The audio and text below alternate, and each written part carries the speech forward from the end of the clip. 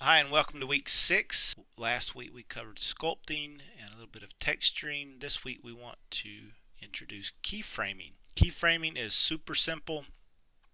Making the keyframed animation look convincing is super hard. I just have a snowman and all I did is I had my snowman from my previous project. It was in the project. I brought him to the origin and I just went to show, isolate, view selected. So I pulled it to the origin, straightened out the arms, and I went ahead and zeroed out everything. I put the arms straight out and I modified freeze transformations that would get rid of it, bring everything to zero, and the translate, rotate, and the scale. This is your range slider. This represents time.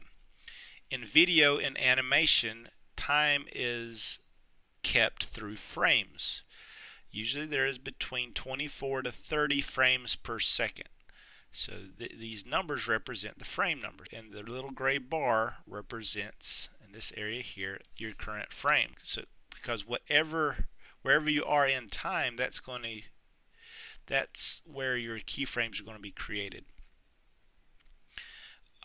The second part down here is your range slider. The first and the last values are your begin and ending frames. So suppose I had a 500 frame animation I wanted to do, and the inner ones, the 1 and 150, that's how many frames you want to see at one time. So I'm just going to take this back to 1 and make my 92 match the 150. So I'll see all 150 frames and I really can't move my range at all. So that's the range. It's the time slider. You click and drag. That's how you move through. There are also playback controls. You guys know how these work. This goes to the very beginning. This goes to the very end. The next one is you can go forward or backward by a single frame.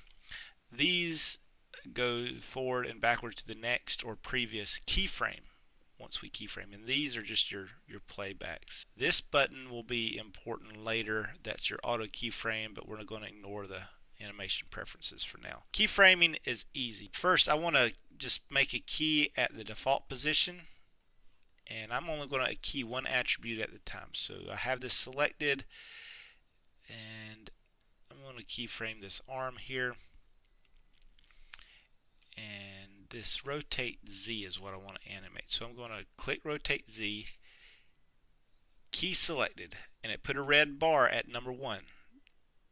So there is a keyframe. I'm going to go to number 20, right click, key selected, and nothing happened because I did not change the value. But if I go to 30 and then change this rotation and hit key selected, so we know that at 20 it was here and 30 was here. But the cool thing with Maya is it interpolates all the keyframes in between. It says, hey, okay, so I know you're at 0 rotation here and you're at 55 rotation here. I'm going to make up everything in between. To do a simple wave, might throw his arm up. I like to freeze or hold. So I'm just going to key at that same value, then kind of bring it down. Key selected, throw it back up. Oops. Throw it back up. Key selected, bring it back down. Key selected, and bring it back up. Key selected. And go back to the beginning. I play through that. And there is my animation. That's all I wanted to cover in this video. You now know how to set a keyframe. You select the object, you select the attribute, you right click, and you key selected. If you have a keyframe that you have created but you do not want anymore, you drag that keyframe, or you can use your back keyframe. Suppose I don't want this one anymore. I can right click there and you can just delete. If you want to delete all of them, I can go back to the beginning. I can double click on this whole bar. It all turns red. I right click and delete. So that's how you create and delete keyframes. That should get us started. In the next video, I'll start talking about some of these animation principles. Thanks for watching.